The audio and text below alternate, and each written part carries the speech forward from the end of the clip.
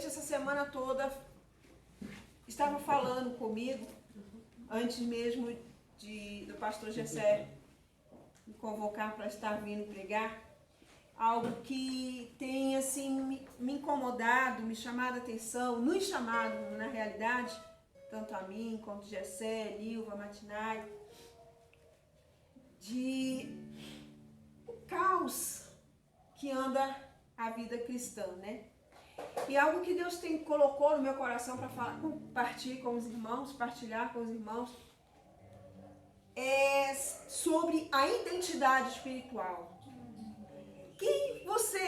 Se você sabe quem você verdadeiramente é no reino de Deus, no mundo espiritual, isso me ficou ardendo durante a semana no meu coração, desde que a gente na terça-feira passada, a gente estávamos aqui orando, e eu compartilhei com os irmãos que algo que assim me chamou muita atenção, eu creio que muitos conheçam, é a Baby Consuelo, do Brasil, e Pepeu Gomes estavam no programa do Faustão, e aquilo ela me chamou muito, ela sempre me chama a atenção, eu sempre gostei dela, sempre fui apaixonada por eles, né, pelo Pepeu e pela Baby, e algo assim que eu acho, te admiro na Baby Consuelo, mesmo ela, antes de conhecer a Cristo, ela sempre foi muito louca, muito doida,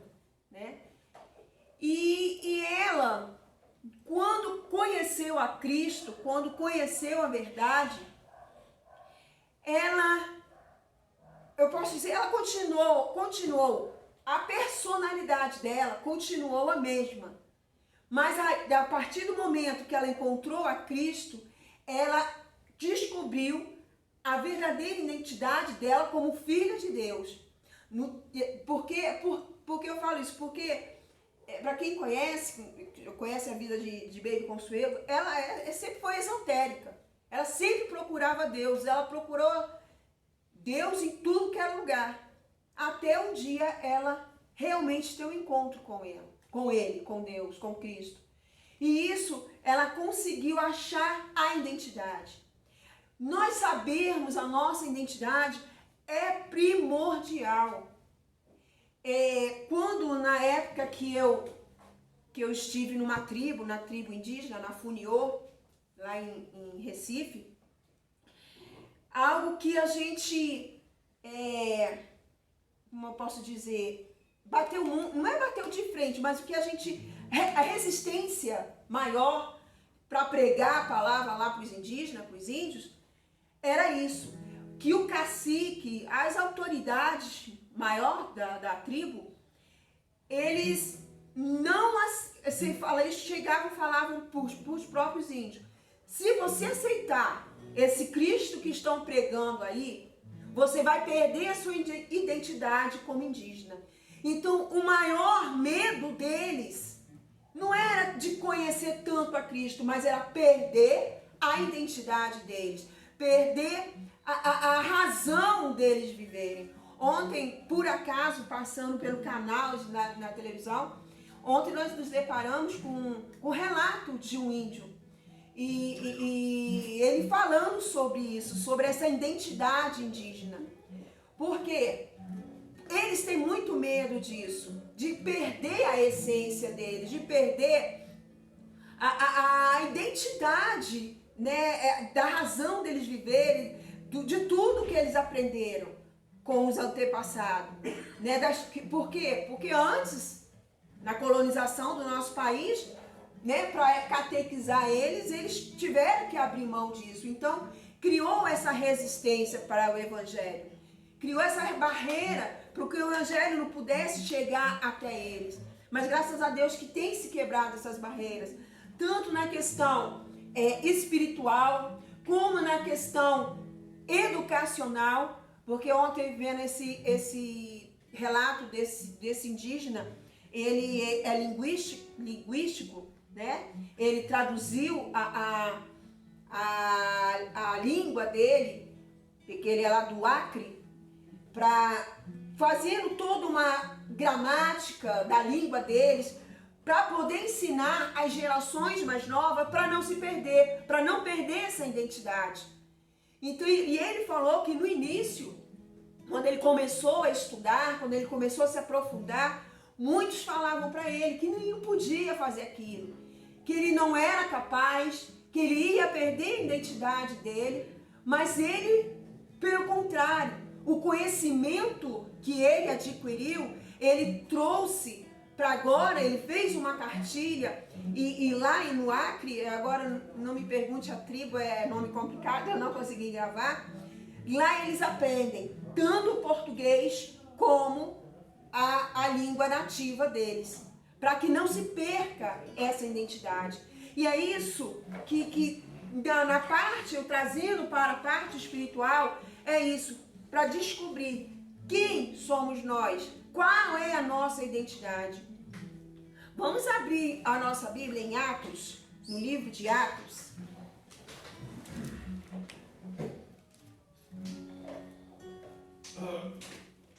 Atos capítulo 9.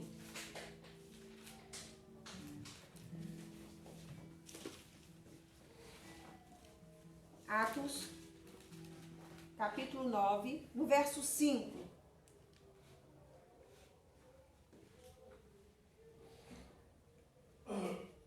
Amém? Atos capítulo 9, verso 5, fala assim: E ele disse: Quem és, Senhor? E disse o Senhor: Eu sou Jesus, a quem tu persegues. Duro é para ti recalcitrar contra os arguilhões. No verso 15, vamos pular para o verso 15. E disse-lhe, porém, Senhor, vai, porque este é para mim um vaso escolhido, para levar o meu nome diante dos gentios, dos reis e dos filhos de Israel. E eu lhe mostrarei quanto deve padecer em meu nome. Aqui nós vemos Saulo. Saulo, quando teve um encontro com Jesus. Saulo, ele era o perseguidor da igreja. Ele perseguia a igreja. Ele perseguia os cristãos da época. E no momento que ele encontrou com o Senhor Jesus, ele falou, quem és, Senhor? E disse o Senhor, eu sou Jesus a quem tu persegues. Ali ele descobriu quem é Jesus. E muitas das vezes nós estamos na casa de Deus, e isso tem acontecido muito. Estamos na casa de Deus, mas não sabemos quem é Cristo. Não sabemos quem é Cristo na nossa vida. Não sabemos por que Cristo, por que eu estou ali. Às vezes as pessoas vão por oba-oba que está na igreja. Às vezes vão por ir. Que agora se tornou, vamos dizer, chique estar no meio, na igreja, no meio evangélico. Está por estar. E não temos a consciência, quem é Jesus na minha vida? Quem é Jesus? Esse homem que se pregam, que se falam, que salvou, que morreu para me salvar, para me libertar, para me transformar. Quem é esse Jesus? Por que eu estou aqui? E era Saulo. Ele não sabia quem era Jesus. Ele sabia que Jesus, ele tinha que perseguir Jesus. Mas por que ele tinha que perseguir Jesus? Ele tinha na cabeça dele que ele estava indo contra tudo aquilo que era pregado, que foi ensinado a ele, o conhecimento que ele teve. Mas a partir do momento que ele, quando encontrou a Jesus, teve um encontro real, ele soube quem era Jesus na vida dele. E Jesus, aí ele fala, no verso 15 ele fala, vai porque este é para mim um vaso escolhido. E é assim que Jesus nos vê. Nós somos um vaso escolhido por Deus para estar pregando a palavra, para estar testemunhando o que Cristo tem feito em nossas vidas, o que Cristo fará, tem feito, está fazendo nas nossas vidas. Porque eu creio, irmão, a partir do momento que você encontra Jesus, mesmo que seja algo casual, a sua vida não vai ser da mesma forma. Há uma diferença. Quem que haver uma diferença. Se não há essa diferença, tem que parar e rever. Senhor, revela-te a mim. Me mostre quem tu és. Para que eu saiba quem é você. Para que eu saiba qual é o meu papel. Qual é a minha identidade no reino dos céus. Então, isso qual é essa importância? Qual é a sua? Qual é a nossa identidade espiritual? Vamos lá em livro de Salmos. Salmo 1, livro de Salmos. Salmos 1, no verso 1. Que ele fala assim: bem-aventurado o varão que não anda segundo o conselho dos ímpios, nem se detém no caminho dos pecadores, nem se assenta na roda dos escarnecedores. A psicologia nos fala, nos ensina, que nós somos o produto do meio, que nós agimos de acordo com o meio que nós somos inseridos. Se nós vivemos num ambiente que é muita briga, muita discussão, aquele indivíduo, ele vai se tornar uma pessoa que vai brigar, uma pessoa com um gênio forte, vai estar, como eu posso dizer, não é bravo é a palavra certa, mas é uma pessoa que sempre está brigando. Irado, essa é a palavra. Sempre está irado. Porque ele vive num ambiente de confusão. Então aquela pessoa ela vai ser sempre irada, com raiva, vai estar brigando com todo mundo, porque é aquilo que ele vê o dia a dia. Agora, se o indivíduo vem de uma família calma, de uma família tranquila, a chance dele ser assim também é 100%. De ser uma pessoa calma, de uma pessoa tranquila, equilibrada. Então nós somos produto desse meio. Então quando aqui fala bem-aventurado o varão que não anda segundo o conselho dos ímpios, muitas das vezes, quando a gente decide vir para a casa do Senhor, de estar na casa, de estar na presença de Deus, sempre vai vir um enviado lá do inimigo para dizer, cara, isso aí é furada. A primeira coisa que vai falar, o pastor vai querer o teu dinheiro. É a primeira coisa que vão falar. Você vai dar dinheiro para pastor?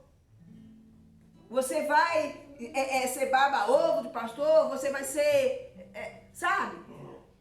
O Bíblia, o crente, o chatinho. Você não vai poder mais fazer isso, fazer aquilo outro.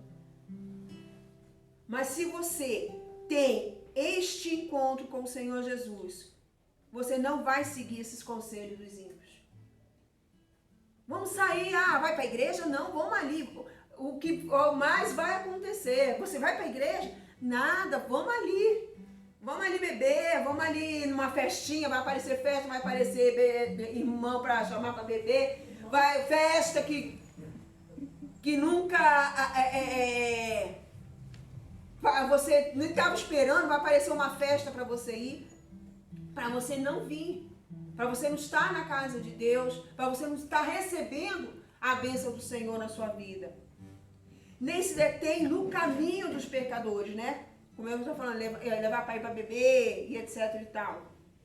E nem se assenta na roda de escarnecedores. Vai ficar falando bobrinha, falando besteira, né? Então, essa é a primeira forma de nós descobrirmos a nossa identidade. Você é conforme onde anda. Se você anda em lugares que não te trazem para a presença do Senhor, o seu andar vai ser por caminhos tortuosos, vai ser por caminhos que não levam, nunca vai te levar para a presença do Senhor.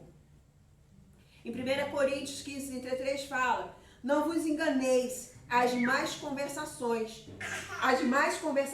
corrompem os bons costumes. Isso a gente vê demais, como pais, né, que a maioria tem aqui, e os meninos que veem, os amigos.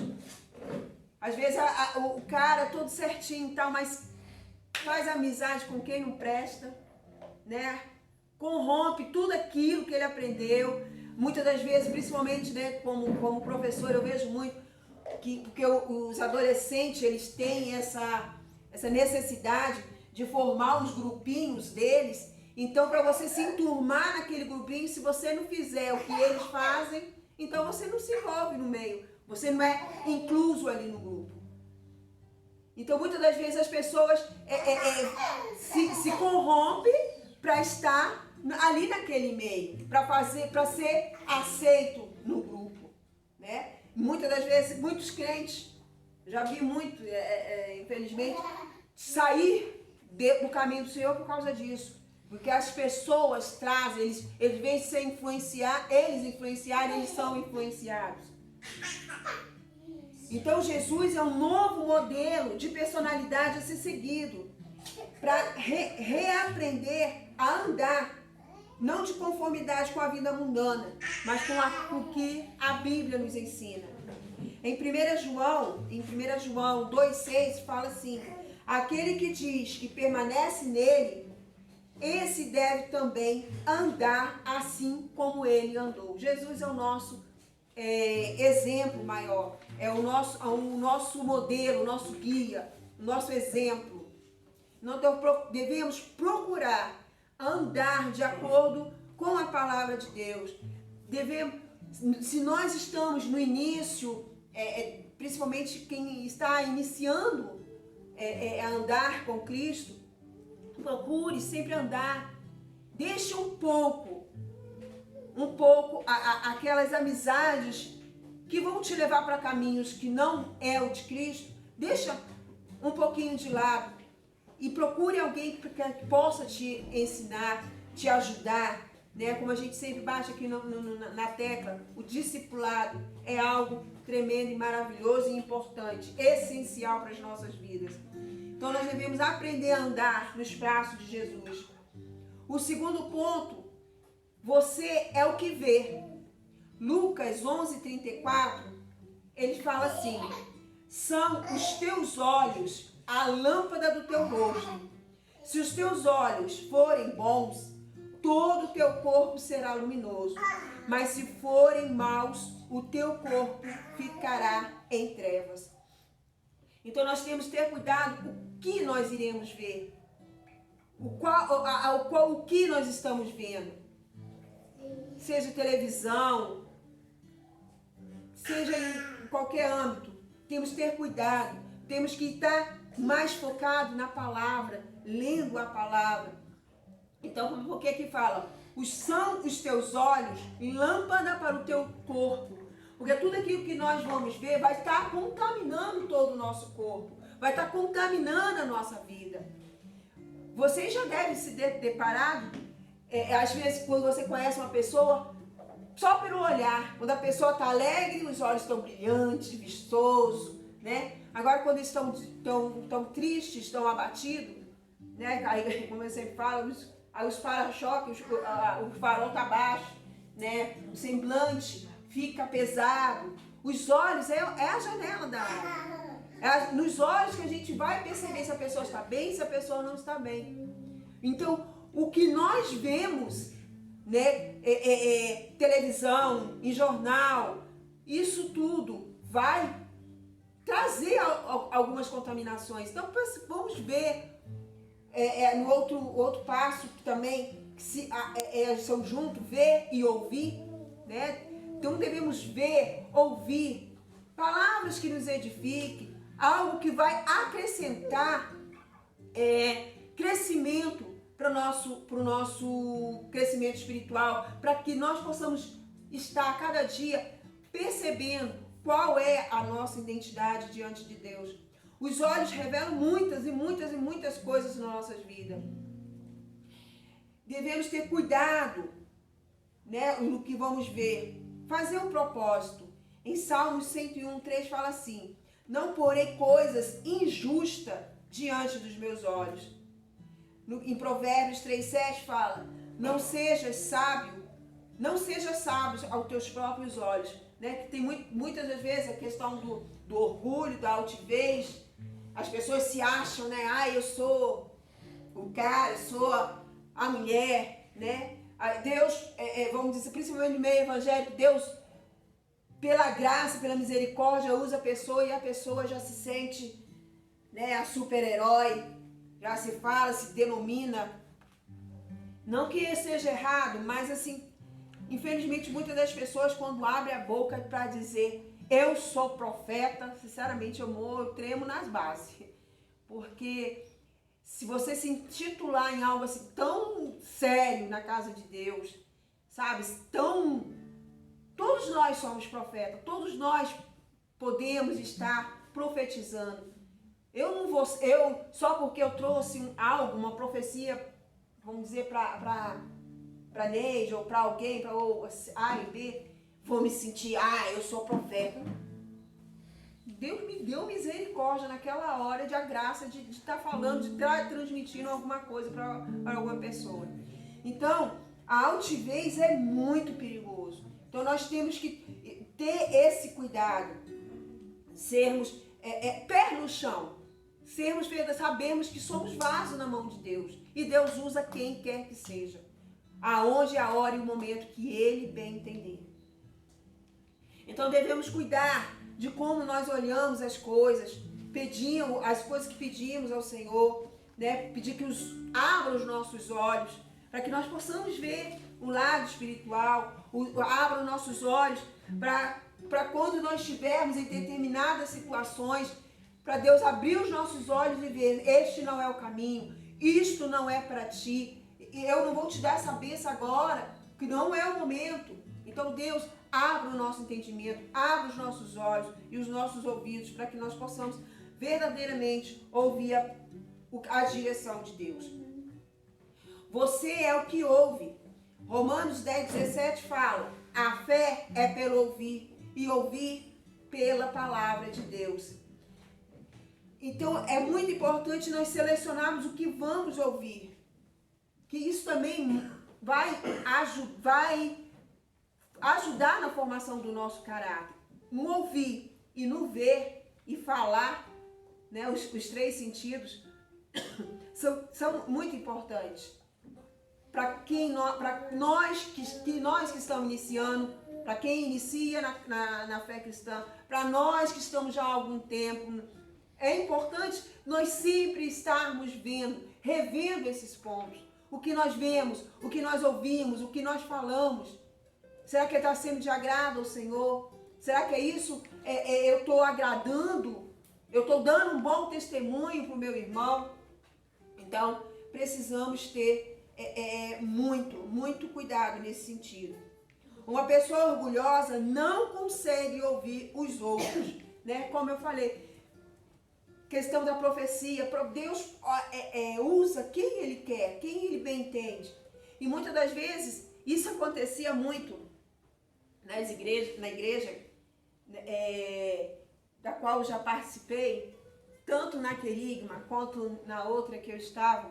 Naquele momento, quando se chamam para orar, que as igrejas grandes falam, né? Chega no final do culto para ungir. Então, às vezes, tem uma irmãzinha que é mais humilde, um líder que é mais humilde, fica lá, e ninguém, aquele irmãozinho é muito humilde, não sabe nem orar, não sabe falar. Aí o bichinho fica lá no cantinho. Aí tem aquele outro que é mais falador, que é mais barulhento, vamos dizer assim. A fila é quilométrica. Quando pessoas não querem só receber a unção do pastor ou da pastora. Aí os outros líderes estão lá soltos, mas eles só querem. A oração só vai servir do pastor, só vai servir da pastora, ou daquele irmão que faz muito barulho. Então isso é orgulho. É orgulho. Então, aquele irmãozinho humilde ali, gente, Deus vai usar também da mesma forma quanto aquele irmão que é barulhento, quanto a unção do pastor, quanto da pastora, de qual o líder que seja. Nós cremos muito nisso. Nós cremos que Deus pode usar qualquer um. Basta ter o coração sincero e entregue nas mãos do Senhor. Deus usa. Deus vai usar. Amém? Então, devemos ouvir, ter cuidado com o que vamos ouvir, não sermos orgulhosos. É uma frase aqui que eu achei interessante. Uma pessoa orgulhosa não consegue ouvir os outros, achando que sabe tudo. mas acaba fracassando, né? Aqueles que sempre têm o nariz em pé, chega lá na frente, vai ter que voltar, Deus faz ele voltar e pedir conselho, orientação para aquele que ele fugiu, aquela pessoa humilde, aquela pessoa que ele não queria ouvir, né? Provérbios 19, 20 fala assim: ouve o conselho e recebe a instrução, para que sejais sábio nos teus dias por vir. Muitas das vezes nós vamos escutar conselhos, ouve conselho dali, ouve conselho de lá. Quando chegar lá na frente, no momento de mais necessidade, você vai colocar aquela palavra em prática. Aquilo vai te ajudar a sair de uma circunstância difícil ou de uma situação que você não vê saída. O quarto, você é o que sente. Provérbios 4, 23 fala assim: sobre tudo o que se deve guardar, guarda o coração, porque dele procedem as fontes da vida. Nós, seres humanos, nós somos um sensorial ou influenciados por sensações. Muitas pessoas, eles muito impulsivo. Deixa que as emoções falem mais alto, né? Algo que você tem que parar para pensar e resolver, mas no calor das emoções você vai lá e resolve de qualquer jeito. Quando vê, vai ter que voltar atrás e refazer tudo de novo. Vai ter que fazer... o seu impulso vai te levar a um determinado momento que vai te trazer um fracasso. Então, nós temos que ter esse cuidado de ser... não deixar que a emoção te oriente. Parar, orar, pedir orientação a uma pessoa, a Deus, a um líder. Pedir essa orientação, para não tomarmos decisões erradas.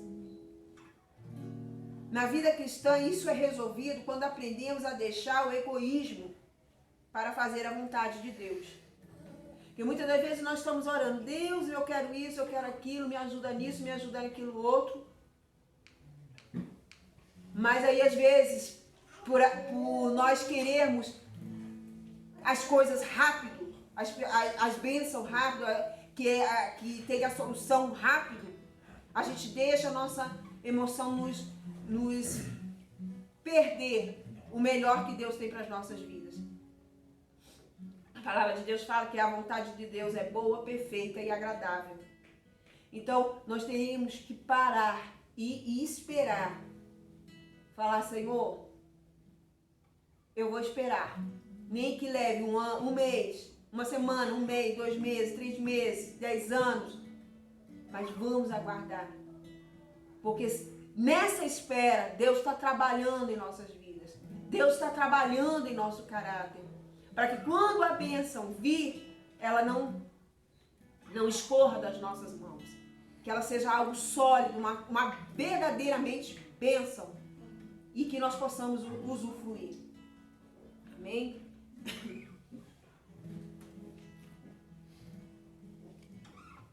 Precisamos pedir ao Senhor que tanto o que pensamos como os nossos sentimentos sejam abençoados por Deus, né? Que seja orientado, Deus oriente, nos traga orientação, nos traga clareza para tudo aquilo que nós queremos nas nossas vidas, que nós não venhamos deixar sermos envolvidos pela emoção. E por último, você é o que fala. Mateus 12, 34 fala assim: porque a boca fala do que está cheio o coração. Quantas e quantas vezes nós ouvimos isso, né? A gente fala, muitas das vezes as pessoas falam que isso é um dito popular, um provérbio popular, mas não, está na palavra. A sua boca fala do que está cheio o seu coração.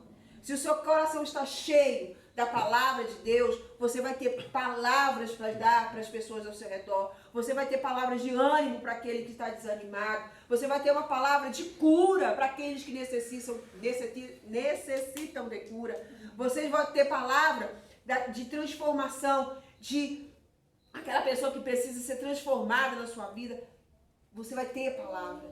Então você é o que fala. A sua boca vai sair o que o seu coração está cheio. A gente viu no ponto passado que o nosso coração é que procede, né? Todas as bênçãos, tudo procede do nosso coração. A palavra fala para nós guardarmos o nosso coração, que é o nosso sentimento, as nossas emoções. E se nós estamos com as nossas emoções descontroladas, se as nossas emoções estão vazias, o nosso coração está vazio, precisamos encher ele da palavra, da presença de Deus, para que nós possamos transbordar, para que saia rios de água viva da nossa boca aos que nos rodeiam e para aqueles que precisam. Em Provérbios 18, 21 fala assim: a morte e a vida estão no poder da língua. O que bem a utiliza come do seu fruto. Então, da língua, Tiago já fala isso, né? O livro de Tiago nos ensina disso. Que a língua tanto serve para abençoar como maldizer. Serve para a morte como serve para a vida. Muitas das vezes nós estamos ali falando bem de fulano, etc e tal, mas daqui a pouco está sentando a lenha, matando, acabando com a raça daquela pessoa, né? É algo que eu falo muito quando tem oportunidade. Mãe, professor, todo mundo fala muitas das vezes: essa criança é danada. Gente, danado significa condenado ao inferno. Cuidado no que você fala. Então, o seu filho não é danado, seu filho ele pode ser um pouquinho peralta, um pouquinho traquina, mas ele não é danado, ele não está sendo condenado. Você, ao falar, você está profetizando, falando, está condenando o seu filho para o inferno. Então, vamos rever isso nas nossas vidas. Uma palavra pode matar ou dar vida. Precisamos refrear a nossa língua. Aí vem a questão do controle das emoções. Não ser levado pelas emoções. Quando se estiver irado, a melhor coisa você fazer é contar até 1000. Se 10 não dá, conta até 1000. Para você não falar, profetizar coisas ruins para as pessoas. Para não estar profetizando morte, profetizando maldição na vida do seu irmão. Por isso que o apóstolo Tiago, chamado a língua de fogo, ele ensinou que quem não sabe controlar a sua língua, pratica uma falsa religião. Mas quem domina a sua própria língua, alcança a perfeição. Então, se você sabe controlar suas emoções, se você sabe controlar o que você vai falar no momento da ira, você vai estar sendo usado como sábio. Você não vai estar falando coisas que você não gostaria de falar. Então, refreie a sua língua. Vamos pensar, colocar isso no coração. Outra coisa interessante é que às vezes as pessoas dizem, né? Muitas pessoas dizem ser sincera. Aí falam o que pensam, né? E com a desculpa que, eu sou sincera demais, eu falo mesmo. E isso é falta de educação. Nem tudo a gente pode falar para a pessoa.